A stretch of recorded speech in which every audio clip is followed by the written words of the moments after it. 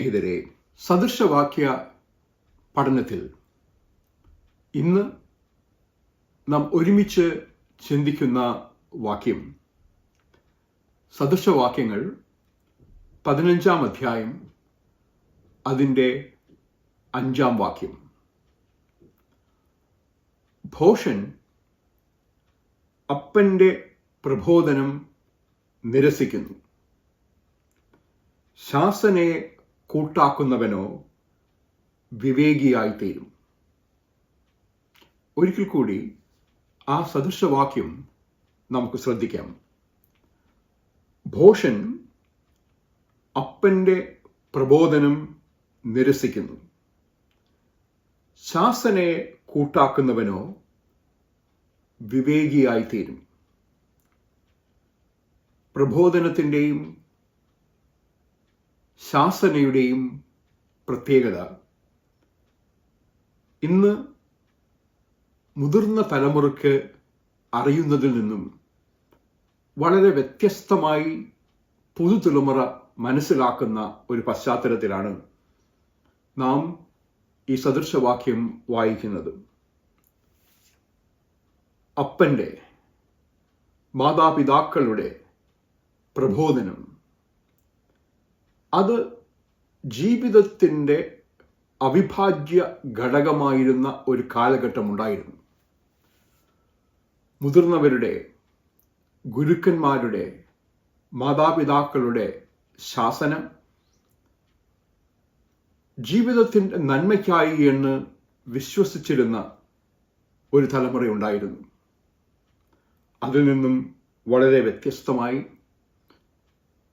ശാസനയും ശിക്ഷണവും കുറ്റകരം എന്നുപോലും വ്യാഖ്യാനിക്കുന്ന ഒരു പുതിയ സമൂഹത്തിലാണ് നാം ജീവിക്കുന്നതും ഈ സദൃശവാക്യം മനസ്സിലാക്കുവാനായി ശ്രമിക്കുന്നത്.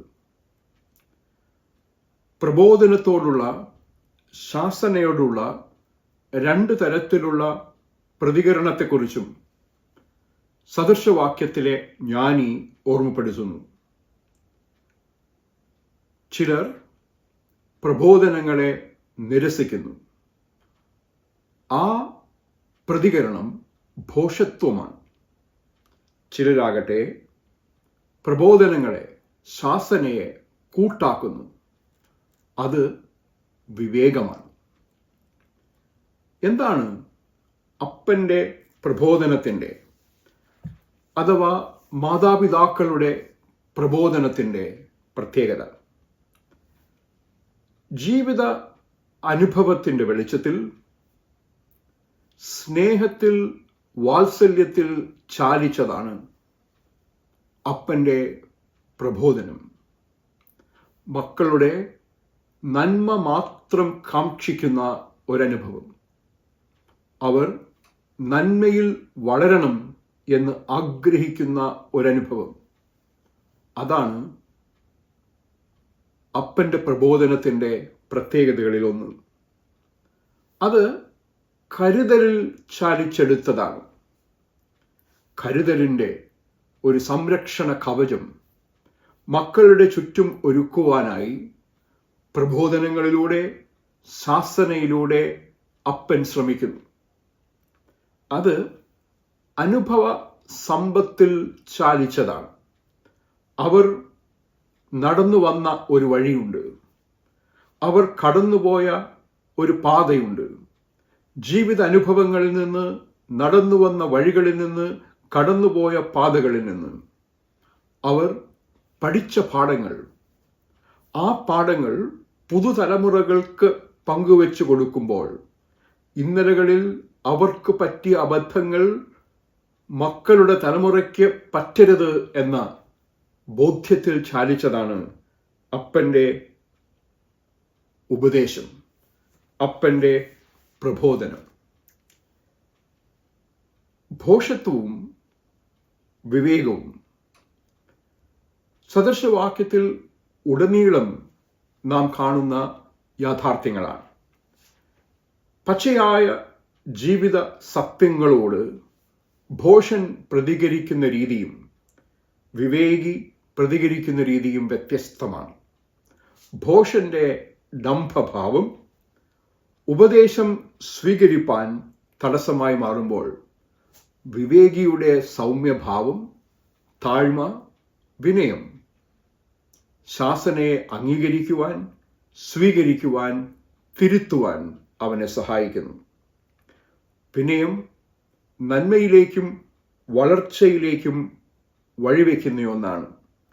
അതുകൊണ്ട് ശാസനയെ സ്വീകരിക്കുന്നതായിട്ടുള്ള താഴ്മ, ആ ശാസന, ആ തിരുത്തൽ എൻ്റെ നന്മയ്ക്കായി എന്ന ബോധ്യം, അത് വിവേകത്തിൻ്റെ അടയാളമാണ്. ശാസന സ്വഭാവ രൂപീകരണവുമായി വളരെ അടുത്ത് ബന്ധപ്പെട്ട് നിൽക്കുന്ന ഒരു യാഥാർത്ഥ്യമാണ്. പഠിക്കുവാൻ തയ്യാറുള്ള മനസ്സ്, തുറവിയുള്ള മനസ്സ്, അതാണ് വിവേകിയുടെ മനസ്സിൻ്റെ പ്രത്യേകത.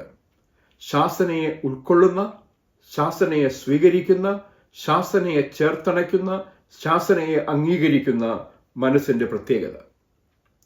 മാതാപിതാക്കളുടെ ഈ സാന്നിധ്യം, ഈ വാത്സല്യം ദൈവത്തിൻ്റെ വരദാനമാണ്.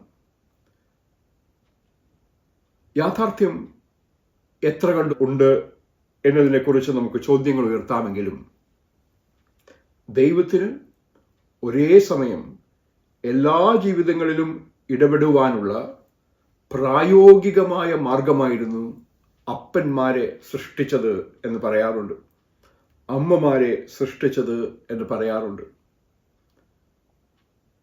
അനേകർ അപ്പൻ്റെ സ്നേഹം ലഭിക്കാതെ ജീവിക്കുന്ന ഒരു ലോകത്താണ് നാം ജീവിക്കുന്നത്.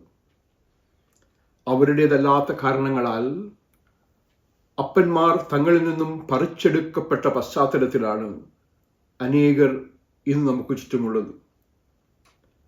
യുദ്ധങ്ങളുടെയും അക്രമത്തിൻ്റെയും പശ്ചാത്തലത്തിൽ പലായന സമൂഹങ്ങളായി പിതൃവാത്സല്യം അനുഭവിപ്പാൻ കഴിയാതെ ജീവിക്കുന്ന അനേകർ ഈ ലോകത്ത് നമുക്ക് ചുറ്റുമുള്ളപ്പോഴാണ് അപ്പൻ്റെ വാത്സല്യം നിറഞ്ഞ പ്രബോധനത്തിൻ്റെ പൊരുൾ ജ്ഞാനി തലമുറകൾക്ക് പകർന്നു നൽകുന്നത്.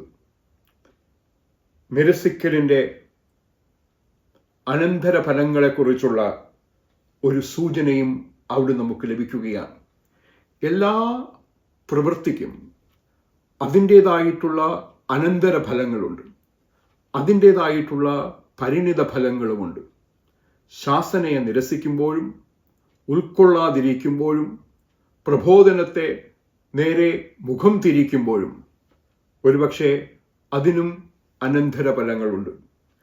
ജീവിതത്തിൽ ഒരുപക്ഷെ വർഷങ്ങൾക്ക് ശേഷം തിരിഞ്ഞു നോക്കി എൻ്റെ അപ്പൻ പറഞ്ഞത് ഞാൻ അനുസരിച്ചിരുന്നെങ്കിൽ എന്ന് ചിന്തിച്ച് മനസ്താപപ്പെട്ടിട്ട് പലപ്പോഴും കാര്യമുണ്ടായി എന്ന് വരികയില്ല. ജീവിതത്തിൻ്റെ പരാജയത്തിൻ്റെ ആഴക്കയങ്ങളിൽ വീണുപോകുമ്പോൾ ആ വീഴ്ചയുടെ മധ്യേ അപ്പൻ നീട്ടിത്തന്ന ആ കരം ഞാൻ അമർത്തിപ്പിടിക്കണമായിരുന്നു എന്ന് ചിന്തിച്ചിട്ട് കാര്യമില്ല. പ്രതിസന്ധികളും പ്രയാസങ്ങളും അനവധി കടന്നു വരുമ്പോൾ ആ പ്രതിസന്ധികളിലേക്ക് വീഴാതെ എൻ്റെ അപ്പൻ എന്നെ ഉപദേശിച്ച ഉപദേശങ്ങളെ ഞാൻ അനുസരിച്ചിരുന്നെങ്കിൽ എന്ന് പറഞ്ഞിട്ടും കാര്യമില്ല. ശാസന വിവേകത്തിനായുള്ള ഉപകരണമാണ്, തിരുത്തലിനായിട്ടുള്ള ഉപകരണമാണ്. അതുകൊണ്ട് തന്നെ ഉപദേശിക്കുന്ന ഒരുപാട് പേർ നമുക്ക് ചുറ്റുമുണ്ടെങ്കിലും ഒരുപക്ഷെ മാതൃവാത്സല്യവും ഇതുമായി വളരെ അടുത്ത് ചേർന്ന് നിൽക്കുന്ന ഒരു യാഥാർത്ഥ്യം ആണെങ്കിൽ പോലും അപ്പൻ്റെ പ്രബോധനത്തെക്കുറിച്ച് നാം ചിന്തിക്കുമ്പോൾ ഒന്ന്, അത് ഇന്നലകളിൽ നമ്മുടെ ജീവിതത്തെ സ്വാധീനിച്ച അപ്പന്മാരെ ഓർക്കുവാനായി, അവരുടെ ജീവിതത്തിനായി, അവരുടെ പ്രബോധനങ്ങൾക്കായി, അവരുടെ ശാസനകൾക്കായി ദൈവത്തിന് സ്തോത്രം കരയേറ്റുന്ന ഒരനുഭവമാണ്.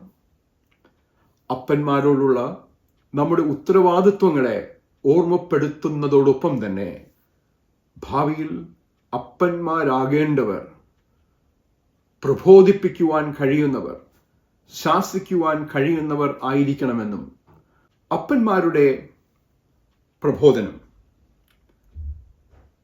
അതിൻ്റെ പ്രാധാന്യത്തെക്കുറിച്ച് നാം ചിന്തിക്കുമ്പോൾ ഏതെല്ലാം മേഖലകളിലാണ് അപ്പന്മാരുടെ പ്രബോധനം സാധാരണ ഉണ്ടാകാറുള്ളത് എന്ന് നാം ചിന്തിച്ചിട്ടുണ്ടോ? പ്രധാനമായും ജീവിതത്തിൻ്റെ ധാർമ്മിക ബോധത്തെക്കുറിച്ച്, ധർമ്മബോധത്തെക്കുറിച്ച്, ഉത്തരവാദിത്വത്തെക്കുറിച്ച്, നൈതിക ബോധത്തെക്കുറിച്ച് അവർ നിരന്തരം നമ്മെ ഓർമ്മപ്പെടുത്തുന്നു. അമൂല്യമായ ഒരു നിധിയാണ് ജീവിതം. ആ ജീവിതത്തിൽ വളരെ പ്രധാനപ്പെട്ടതാണ് നേരും നിറയും. സത്യസന്ധതയോടെ ജീവിക്കുവാനായിട്ട് കഴിയുന്ന അനുഭവം. അതുകൊണ്ട് തന്നെ നിന്റേതല്ലാത്ത യാതൊന്നും നിന്റേതാക്കുവാൻ നീ ശ്രമിക്കരുത് എന്ന് നമ്മോട് ഓർമ്മപ്പെടുത്തിയിരുന്ന അപ്പൻ്റെ പ്രബോധനം. അവസരങ്ങൾ നമ്മുടെ മുമ്പിൽ തുറന്നു കിട്ടുമ്പോൾ ആ അവസരങ്ങളെ ദുരുപയോഗപ്പെടുത്തരുത് എന്ന് നിരന്തരം നമ്മെ ഓർമ്മപ്പെടുത്തിയ അപ്പൻ്റെ പ്രബോധനം. പഠിക്കേണ്ടുന്ന സമയത്ത് പഠിക്കുക. ആ സമയം പഠിക്കാതെ മറ്റു കാര്യങ്ങൾക്കായി വിനിയോഗിച്ചവർ പിന്നീട് ദുഃഖിച്ചിട്ടുണ്ട്. ആ ദുഃഖം നിന്റെ ജീവിതത്തിൻ്റെ ഭാഗമാകരുത് എന്ന് നിരന്തരം നമ്മെ ഓർമ്മപ്പെടുത്തുന്ന അപ്പൻ്റെ പ്രബോധനം. കൂട്ടുകെട്ടുകൾ നാം തിരഞ്ഞെടുക്കുമ്പോൾ ശ്രദ്ധിച്ചു തിരഞ്ഞെടുക്കുക. തെറ്റായ കൂട്ടുകെട്ടുകൾ അപകടകരമായ അനുഭവത്തിലേക്ക് കൊണ്ടുചെന്നെത്തിക്കുമെന്ന അപ്പൻ്റെ പ്രബോധനം. കഠിന പ്രയത്നം അതുമാത്രമാണ് ജീവിത വിജയത്തിൻ്റെ നിദാനമെന്ന ഓർമ്മപ്പെടുത്തൽ.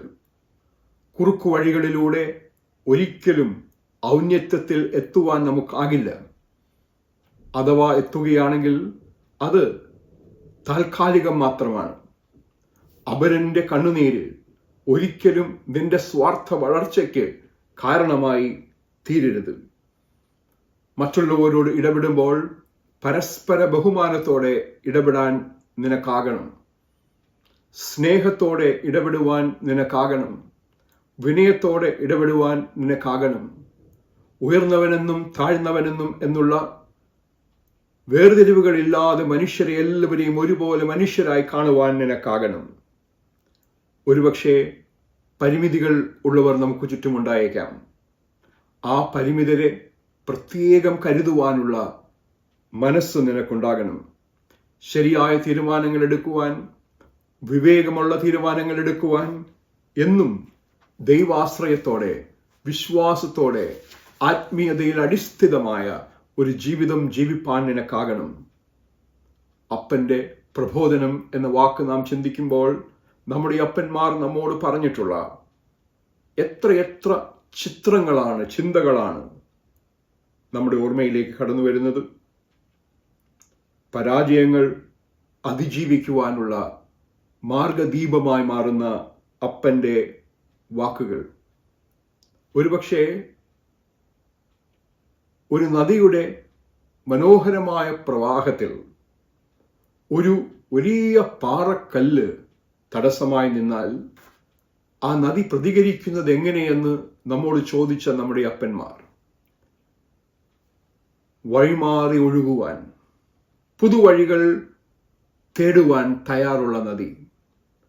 ആ തടസ്സമായി നിൽക്കുന്ന കല്ലിൻ്റെ തൻ്റെ പ്രവാഹത്തിൻ്റെ ഭാഗമായി തീർക്കുവാൻ സന്മനസ് കാട്ടുന്ന നദി ആ കല്ലിൻ്റെ സ്വഭാവത്തെ പോലും കാലാന്തരത്തിൽ രൂപാന്തരപ്പെടുത്തുന്ന നദി.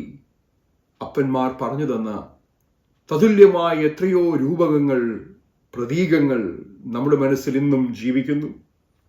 വിദ്യാഭ്യാസത്തിൻ്റെയും പഠനത്തിൻ്റെയും പ്രാധാന്യത്തെക്കുറിച്ച് നിരന്തരം ഓർമ്മപ്പെടുത്തുന്ന അപ്പനമ്മമാർ, സമഗ്രമായ ആരോഗ്യ പരിപാലനത്തിൻ്റെ അനിവാര്യതയെ നമ്മെ ഓർമ്മപ്പെടുത്തിയവർ, ആസക്തികളെക്കുറിച്ച് നിരന്തരം നമുക്ക് മുന്നറിയിപ്പുകളും നൽകിയവർ, ആസക്തികളുടെ സ്വാധീനങ്ങൾ നമ്മിലുണ്ട് എന്ന് തിരിച്ചറിയുമ്പോൾ അതിൻ്റെ അപകടങ്ങളെ നമുക്ക് കാട്ടിത്തന്ന, വിവേകത്തോടുകൂടി ആ കാട്ടിത്തരലിനെ അംഗീകരിപ്പാൻ നമ്മെ സഹായിച്ച അപ്പൻ്റെ ഇടപെടലുകൾ, ബന്ധങ്ങളുടെ മഹത്വം, കുടുംബത്തിൻ്റെ മഹത്വം എന്നിവയുടെ അമൂല്യത നമുക്ക് കാട്ടിത്തന്ന അപ്പന്മാർ.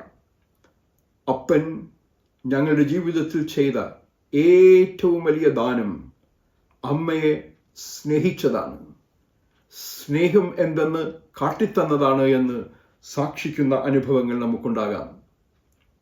ജീവിതത്തിൽ ദൈവം നൽകിയിരിക്കുന്ന വിഭവങ്ങളെ ഉത്തരവാദിത്വ ബോധത്തോടുകൂടി എങ്ങനെ വിനിയോഗിക്കണമെന്ന്, സാമ്പത്തിക വിഭവങ്ങളെ എങ്ങനെ വിനിയോഗിക്കണമെന്ന് നമ്മെ ഓർമ്മപ്പെടുത്തിയ പിതൃ സാന്നിധ്യത്തിൻ്റെ അനുഭവം. എന്നിൽ വിശ്വസിച്ചു, അതായിരുന്നു എൻ്റെ അപ്പൻ എനിക്ക് ചെയ്ത ഏറ്റവും വലിയ അനുഗ്രഹമെന്ന് പറയുന്ന എത്രയോ പേർ നമുക്കുണ്ട്. എന്നിൽ വിശ്വാസമർപ്പിച്ച അപ്പൻ. എങ്ങനെയാണ് ജീവിക്കണമെന്നതിനെക്കുറിച്ച് പാഠങ്ങൾ പഠിപ്പിച്ച വ്യക്തി ആയിരുന്നില്ല അപ്പൻ. മറിച്ച് താൻ ജീവിക്കുന്നത് എങ്ങനെയെന്ന് നോക്കി പഠിക്കുവാൻ അവസരമൊരുക്കിയ അപ്പൻ. വില്യം ഷേക്സ്പിയർ പറഞ്ഞു, വിവേകമുള്ള അപ്പൻ തൻ്റെ സ്വന്തം പൈതലിനെ അറിയുന്നു എന്ന്. നമ്മെ അറിയുന്ന അപ്പൻ്റെ സാന്നിധ്യം.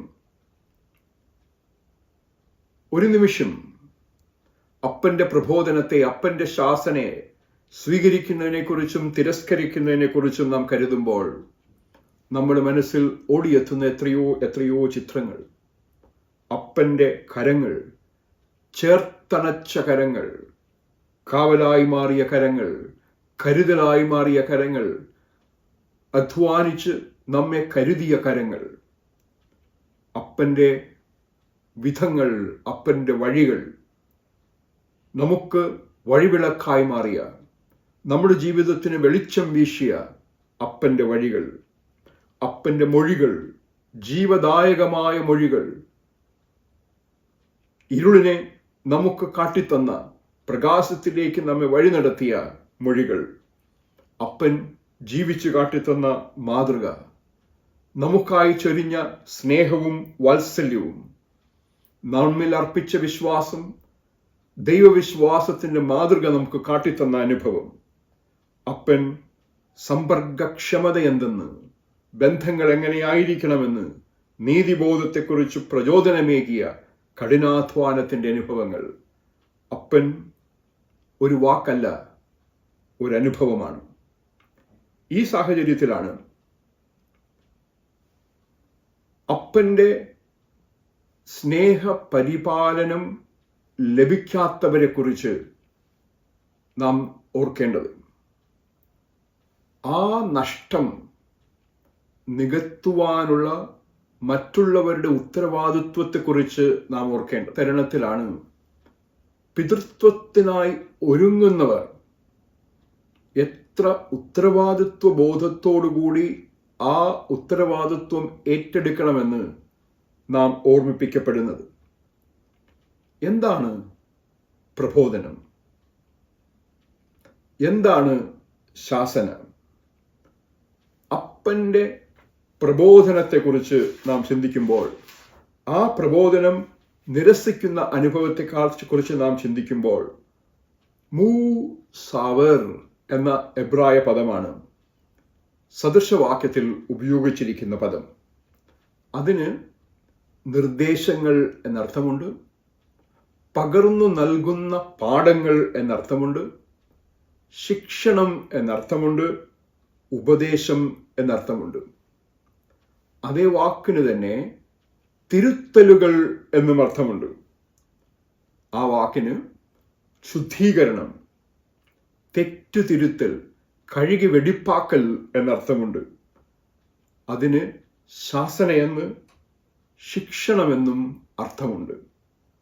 അതേ, ജീവിതത്തിലുടനീളം നിർദ്ദേശങ്ങൾ നമുക്ക് നൽകുന്ന പിതൃസാന്നിധ്യം, തിരുത്തലുകൾ വരുത്തുവാൻ നമ്മെ നിരന്തരം പ്രേരിപ്പിക്കുന്ന പിതൃസാന്നിധ്യം, ശുദ്ധീകരണത്തിനായി നമ്മെ സഹായിക്കുന്ന പിതൃസാന്നിധ്യം, ആ അപ്പൻ്റെ പ്രബോധനത്തെ നിരസിക്കുന്ന അനുഭവത്തെക്കുറിച്ചാണ് ഇവിടെ നാം കണ്ടത്. ശാസന എന്ന പദം തോ ഖായ് ഖാവ് എന്ന എബ്രായ പദം, അതിന് ശിക്ഷ എന്നുകൂടി അർത്ഥമുണ്ട്, വഴക്കു പറയൽ എന്നർത്ഥമുണ്ട്, തിരുത്തൽ എന്നർത്ഥമുണ്ട്. അത് അപ്പൻ്റെ ഉത്തരവാദിത്വത്തിൻ്റെ ഭാഗമാണ്. ഇരുളിലേക്ക്, തെറ്റിലേക്ക്, തിന്മയിലേക്ക് മകൻ പോകുന്നുവെന്നറിയുമ്പോൾ അവൻ പൊയ്ക്കൊട്ടെ, എന്തോ ആയിക്കൊള്ളട്ടെ എന്ന് പറയുന്ന അനുഭവം, ആ അനുഭവമാണ്.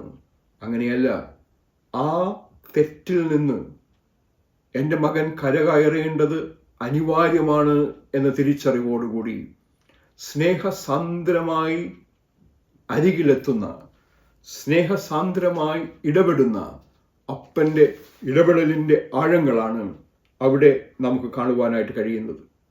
അവിടെ ഒരുപക്ഷെ ശാരീരികവും വൈകാരികവുമായി വേദനിപ്പിക്കലല്ല, മറിച്ച് നമ്മെ നന്നാക്കുവാനായി, നമ്മെ തിരുത്തുവാനായി, നാം നന്മയിലേക്ക് നടന്നു ചെല്ലേണ്ടതിന് നമ്മെ സഹായിക്കുവാനായി, പ്രേരിപ്പിക്കുവാനായി ജീവിതത്തിൽ ഇടപെടുന്ന അപ്പൻ്റെ ഈ ഇടപെടലുകളെ ശിരസാവഹിപ്പാൻ നമുക്കായാൽ, സ്വീകരിപ്പാൻ നമുക്കായാൽ, അത് വിവേകത്തിൻ്റെ അടയാളം എന്ന് സൂചിപ്പിക്കുന്നു. ശാസന, ശിക്ഷണം എന്തുകൊണ്ട് ആവശ്യമാണ്? ഉപദേശവും ശാസനവും ശിക്ഷണവും ഒന്നും ഞങ്ങൾക്ക് ആവശ്യമില്ല എന്ന് കരുതുന്നൊരു ലോകം, അത് ആരെങ്കിലും ഉപദേശിക്കുവാൻ ശ്രമിച്ചാൽ കയ്യിൽ വെച്ചിരുന്നാൽ മതി എന്ന് പറയുന്നൊരു ലോകം, ശിക്ഷണം അത് നിയമവിരുദ്ധം എന്ന് പറയുന്നൊരു ലോകം, ആ ലോകത്തിൻ്റെ മധ്യയാണ് ശാസനയുടെയും ഉപദേശത്തിൻ്റെയും ശിക്ഷണത്തിൻ്റെയും ഗുണം അപ്പൻ്റെ, ഗുരുക്കരുടെ, മുതിർന്നവരുടെ ഇടപെടലിൻ്റെ ഗുണത്തെക്കുറിച്ച് സ്വയം വിലയിരുത്തുവാൻ, ചിന്തിക്കുവാൻ നാം തയ്യാറാകേണ്ടത്. അത് അരുതാത്തിടങ്ങളിലേക്ക് നമ്മെ വിലക്കുന്ന ഇടപെടലാണ്. കണ്ണുകൾ തിന്മയിലേക്ക് നമ്മെ മാടി വിളിക്കുമ്പോൾ, കാതുകൾ തിന്മയിലേക്ക് നമ്മെ മാടി വിളിക്കുമ്പോൾ, നാവുകൾ തിന്മയിലേക്ക് കടന്നു വീഴുമ്പോൾ, ചിന്തകൾ തിന്മയുടെ വഴിയെ പോകുമ്പോൾ, അവിടെയെല്ലാം തിരുത്തൽ ശക്തിയായി വന്നണയുന്ന, അരുതു മകനെ അരുത്, ആ വഴി പോകരുത് എന്ന് പറയുന്ന, ഇതിലേ വാ ഇതിലേ വാ എന്ന് ലോകം നിലവിളിക്കുമ്പോൾ, അരുത്, ആ വഴി പോകരുത്, അവിടെ അപകടങ്ങൾ ഒളിഞ്ഞിരിക്കുന്നു എന്ന് പറഞ്ഞ് മാറോട് ചേർത്ത് നേരിൻ്റെ വഴിയെ നമ്മെ നയിക്കുന്ന, നമ്മെ കൊണ്ടുപോകുന്ന ഇടപെടലിൻ്റെ ആഴങ്ങളാണ് അവിടെ നാം കാണുന്നത്. ശാസന, ശിക്ഷണം, അതിർവരമ്പുകൾ എന്തെന്ന് നമ്മെ പഠിപ്പിക്കുന്ന അനുഭവമാണ്. എപ്പോഴാണ് അപ്പൻ ശാസിക്കുന്നത്? എപ്പോഴാണ് അപ്പൻ ഉപദേശവുമായി അരികെ എത്തുന്നത്, പ്രബോധനവുമായി അരികെ എത്തുന്നത്? അതിർവരമ്പങ്ങൾ താണ്ടി നാം പോകുന്നുവോ എന്ന സംശയം നമുക്കുള്ളപ്പോഴാണ്. അതുകൊണ്ട് തന്നെ ജീവിതം കൊണ്ട് അപ്പന്മാർ മക്കൾക്ക് മാതൃകയാകണം എന്ന് നിരന്തരം ഓർമ്മപ്പെടുത്തുമ്പോൾ, നിങ്ങൾ അതിർവരമ്പുകൾക്കപ്പുറത്ത് ജീവിച്ചിരുന്നവരായി മക്കളോട് അങ്ങനെ അരുത് എന്ന് പറഞ്ഞാൽ അത് വിരോധാഭാസമാണ് എന്ന് ഓർമ്മപ്പെടുത്തുന്നത്. മദ്യപനായ അപ്പൻ മക്കളോട് മദ്യപിക്കരുത് എന്ന് പറഞ്ഞാൽ, ലഹരിയുടെ ആസക്തിയിൽ അടിമയായ അപ്പൻ മക്കളോട് ആസക്തി അപകടമെന്ന് പറഞ്ഞാൽ, അവിടെയുള്ള വിരോധാഭാസത്തെയും നാം ശ്രദ്ധിക്കാതിരുന്നുകൂടാ. സ്വഭാവം ഒരു നല്ല വ്യക്തിത്വത്തിൻ്റെ ഉടമയുടേത് എങ്ങനെയായിരിക്കണമെന്ന് മുൻകണ്ട് ഒരു ശില്പി മനോഹരമായൊരു ശില്പം രൂപപ്പെടുത്തുന്നത് പോലെ അപ്പൻ മക്കളുടെ സ്വഭാവത്തെ രൂപപ്പെടുത്തുവാനായി ആഗ്രഹിക്കുന്നു. ശില്പി ഒരുപക്ഷെ ശില്പത്തിൽ തൻ്റെ ഉളി ഉപയോഗിക്കുന്നത് പോലെ ആ രൂപപ്പെടുത്തുന്നതിൽ അപ്പൻ്റെ ഇടപെടൽ ഉണ്ടായി എന്ന് വരാം. പക്ഷേ അത് നന്മയ്ക്കു വേണ്ടിയാണ് എന്ന് തിരിച്ചറിയുവാൻ നമുക്കാകണം. ഉത്തരവാദിത്വ ബോധം നൽകുന്ന ഇടപെടലിനെ കുറിച്ചാണ് ഇവിടെ നാം സംസാരിക്കുന്നത്. ജീവിതത്തിൽ ഉത്തരവാദിത്വം ഉണ്ടാകണം. നമ്മെ ഏൽപ്പിച്ചിരിക്കുന്ന കാര്യങ്ങൾ അത് എത്ര ചെറുതാകട്ടെ, എത്ര വലുതാകട്ടെ, ഉത്തരവാദിത്വ ബോധത്തോടുകൂടി ചെയ്തു തീർക്കണമെന്ന് അപ്പൻ നിരന്തരം നമ്മെ ഉപദേശിക്കാറില്ലേ? അച്ചടക്ക ബോധത്തിൻ്റെ അനിവാര്യത, പ്രഭാതത്തിൽ എഴുന്നേറ്റിരുന്ന് പഠിക്കുവാൻ, വൈകുന്നേരങ്ങളിൽ കളിക്കുന്നുവെന്ന് ഉറപ്പാക്കുവാൻ, ശുദ്ധിയുള്ളവരായ നാം ജീവിക്കുന്നുവെന്ന് ഉറപ്പാക്കുവാൻ, നമ്മുടെ ഇടപെടലുകളിൽ, നമ്മുടെ വാക്കുകളിൽ, നമ്മുടെ പ്രവൃത്തികളിൽ തിന്മ സംഭവിക്കുന്നില്ല എന്ന് ഉറപ്പാക്കുവാൻ ഒരു നിറസാന്നിധ്യമായി കൂടെയുള്ള അപ്പൻ്റെ സാന്നിധ്യത്തിൻ്റെ പൊരുൾ നമ്മുടെ ശരീരത്തിൻ്റെ ശക്തിയെപ്പോലെ തന്നെ മനസ്സിൻ്റെ ശക്തിയെ ദൃഢപ്പെടുത്തുവാൻ, വൈകാരിക ശക്തിയെ ദൃഢപ്പെടുത്തുവാനായി നിരന്തരം നമ്മോട് ഇടപെടുന്ന അപ്പൻ. ഈ ശാസന ഒരുപക്ഷെ നമ്മോടൊപ്പമുള്ള പ്രഭാത സവാരിക്കിടയ്ക്കാകാം, സായാഹ്ന സവാരിക്കിടയ്ക്കാകാം, ഒരുമിച്ച് കളിക്കുമ്പോഴാകാം, ഒരുമിച്ച് സഞ്ചരിക്കുമ്പോഴാകാം, ഒരുമിച്ച് സമയം ചിലവഴിക്കുന്ന അപ്പന്മാർ. ആ അപ്പന്മാരുടെ പ്രബോധനത്തെ സ്വീകരിപ്പാനായി, അംഗീകരിപ്പാനായി എന്നും മക്കൾ തയ്യാറായിരിക്കുമെന്നും നാം മനസ്സിലാക്കണം. അച്ചടക്ക ബോധത്തോടുകൂടി വളരുന്നത് പോലെ തന്നെ മറ്റുള്ളവരോട് ഇടപെടുന്നത് എങ്ങനെയാണ് എന്ന് നിരന്തരം മനസ്സിലാക്കുവാൻ നമ്മെ സഹായിക്കുന്ന പിതൃ ഇടപെടലുകളെ കുറിച്ച് നമുക്ക് ഓർത്തെടുക്കുവാൻ കഴിയുന്നില്ലേ? അങ്ങനെയല്ല, മുതിർന്നവരോട് സംസാരിക്കുമ്പോൾ ആ വാക്കുകൾ ഉപയോഗിക്കരുത്, ആ ശബ്ദ രീതി ഉപയോഗിക്കരുത്, അധ്യാപകരോട് പറയുന്ന വാക്കുകളല്ലത്. അങ്ങനെ നമ്മോട് മറ്റുള്ളവരെ ബഹുമാനിക്കുവാൻ, അപരരെ ബഹുമാനിക്കുവാൻ, അപരരായിരിക്കുന്നവരെ ബഹുമാനിക്കുവാൻ, പാർശ്വവൽക്കരിക്കപ്പെട്ടിരിക്കുന്നവരെ കരുതുവാൻ, കണ്ണുനീരിരിക്കുന്നവരെ കൈതാങ്ങുവാൻ, കണ്ണുനീരൊപ്പുവാൻ മനുഷ്യരാകണം, മനുഷ്യനായി ജീവിപ്പാൻ, നല്ല മനുഷ്യനായി ജീവിപ്പാൻ, ആത്മാവ് നിറഞ്ഞ മനുഷ്യരായി ജീവിപ്പാൻ, പരിശുദ്ധാത്മാവിൻ്റെ ഫലമുള്ള മനുഷ്യരായി തീരുവാൻ, ദൈവത്തിന് പ്രസാദമുള്ള മനുഷ്യരായി തീരുവാൻ, മനുഷ്യ നന്മയ്ക്ക് ജീവിക്കുന്ന മനുഷ്യരായി തീരുവാൻ നമുക്കാകണമെന്ന് നിരന്തരം നമ്മെ ഓർമ്മപ്പെടുത്തുന്ന അനുഭവം. ഈ സദൃശവാക്യം നമ്മെ ഓർമ്മപ്പെടുത്തുന്ന വളരെ ശ്രദ്ധേയമായൊരു ചിന്ത, ജീവിതത്തിൻ്റെ ഔന്നത്യം നമ്മുടെ തിരഞ്ഞെടുപ്പാണ്. മറ്റുള്ളവർക്ക്, അത് അപ്പനാകട്ടെ, അമ്മയാകട്ടെ, അധ്യാപകരാകട്ടെ, സഹപ്രവർത്തകരാകട്ടെ, കൂട്ടുകാരാകട്ടെ, അവർക്ക് ഉപദേശിക്കുവാനേ കഴിയൂ, അവർക്ക് ശാസിക്കുവാനേ കഴിയൂ. ആ ഉപദേശത്തെ നിരസിക്കുകയോ കൂട്ടാക്കുകയോ ചെയ്യുന്ന തിരഞ്ഞെടുപ്പ്, ആ തിരഞ്ഞെടുപ്പ് നമ്മുടെ തിരഞ്ഞെടുപ്പാണ് എന്ന് നാം തിരിച്ചറിയണം. ശാസന, ഉപദേശം നിരസിക്കുന്നത് ഭോഷത്വമാണ് എന്ന് നാം ഓർമ്മപ്പെടുത്തുകയാണ്. ചില സാഹചര്യങ്ങളിൽ നിരസിക്കേണ്ട സാഹചര്യങ്ങൾ ഉണ്ടായേക്കാം. എന്നാൽ അത് കാര്യകാരണ സഹിതം വിനയത്തോടെ ചെയ്യുവാൻ നമുക്കാകണം. അഭിപ്രായ വ്യത്യാസങ്ങൾ ബഹുമാന പുരസ്കരം പങ്കുവെക്കുവാൻ നമുക്കാകണം. പ്രശ്നപരിഹാരത്തിന് മറ്റു മാർഗങ്ങൾ ആരായുവാൻ, ഇതര മാർഗങ്ങളെക്കുറിച്ചുള്ള ചർച്ചകൾക്ക് നാം തയ്യാറാകണം. സംശയത്തിൻ്റെ ആനുകൂല്യം എപ്പോഴും നൽകുവാൻ നാം തയ്യാറാകണം. അത് പുഞ്ചിരിയോടുകൂടി പ്രതിസന്ധികളെ നേരിടുവാൻ ശക്തി പകരുന്ന അനുഭവമായി മാറുകയും ചെയ്യണം. വളരെ ശ്രദ്ധേയമായ 3 ചിന്തകളാണ് ഈ സദൃശവാക്യം നമ്മുടെ മുമ്പാകെ വയ്ക്കുന്നത്.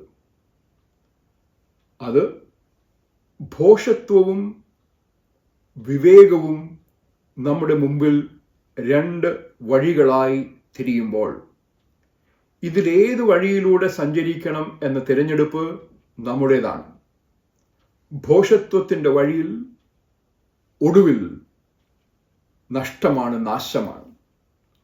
താൽക്കാലികമായ പ്രലോഭനങ്ങൾ ഭോഷത്വത്തിൻ്റെ വഴിയിലേക്ക് നമ്മെ മാടി വിളിച്ചാലും ആത്യന്തികമായി അത് നഷ്ടത്തിൻ്റെ ആഴക്കയങ്ങളിലേക്ക് നയിക്കും.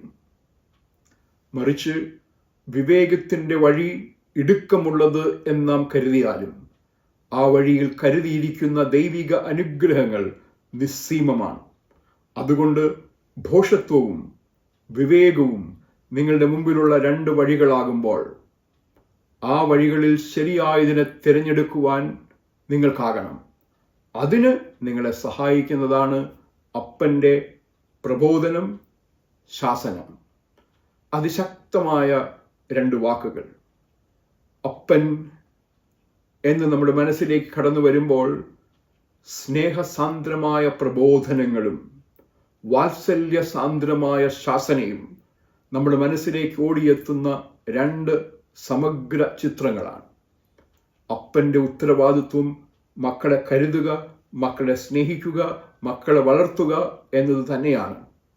എന്നാൽ ആ ഉത്തരവാദിത്വത്തിൽ വളരെ ശ്രദ്ധേയമായ 2 യാഥാർത്ഥ്യങ്ങളാണ് പ്രബോധനവും ശാസനയും എന്ന് സദൃശവാക്യക്കാരൻ ഓർമ്മപ്പെടുത്തുന്നു.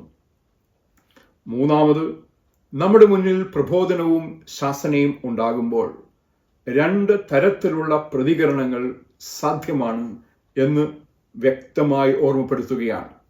ഒന്ന്, ആ പ്രബോധനങ്ങളെ നിരസിക്കുന്ന പ്രതികരണം, അത് ഭോഷത്വമാണ്. 2, ശാസനയെ കൂട്ടാക്കുന്ന, ഉൾക്കൊള്ളുന്ന, തെറ്റ് തിരുത്തുവാൻ തയ്യാറാകുന്ന, വഴിവിട്ടുപോയിടങ്ങളിൽ ശരിയായ പാതയിലേക്ക് മടങ്ങി വരുവാൻ തയ്യാറാകുന്ന, അനുതപിക്കുവാൻ തയ്യാറാകുന്ന, പുതുക്കത്തിന് തയ്യാറാകുന്ന, ശുദ്ധീകരണത്തിന് തയ്യാറാകുന്ന പ്രതികരണം. ആ പ്രതികരണം വിവേകത്തിൻ്റെ പ്രതികരണമാണ്. ആ പ്രതികരണം നന്മയുടെ പ്രതികരണമാണ്.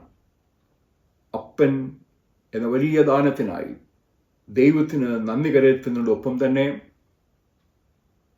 അപ്പന്മാർ ഇല്ലാതിരിക്കുന്ന എല്ലാവരെയും ഒരു നിമിഷം ഓർക്കുവാനും, നല്ല അപ്പന്മാരായി തീരുവാൻ, നല്ല മാതാപിതാക്കളായി തീരുവാൻ, എല്ലാവരെയും പ്രചോദിപ്പിക്കുകയും ചെയ്യുവാനും ഈ സദൃശവാക്യത്തിൻ്റെ പഠനത്തിനാകണം. സദൃശവാക്യങ്ങൾ 15-ാം അധ്യായം അതിൻ്റെ 5-ാം വാക്യം. ഭോഷൻ അപ്പൻ്റെ പ്രബോധനം നിരസിക്കുന്നു, ശാസനയെ കൂട്ടാക്കുന്നവനോ വിവേകിയായിത്തീരും. ഈ സദൃശവാക്യത്തിൻ്റെ അർത്ഥതലങ്ങളിലേക്ക് ഇനിയും ആഴത്തിൽ ഇറങ്ങിച്ചെല്ലുവാൻ സർവജ്ഞാനിയായ ദൈവത്തിൻ്റെ ആത്മാവ് എനിക്കും നിങ്ങൾക്കും വിനയവും വിവേകവും നൽകുമാറാകട്ടെ. ആമേൻ.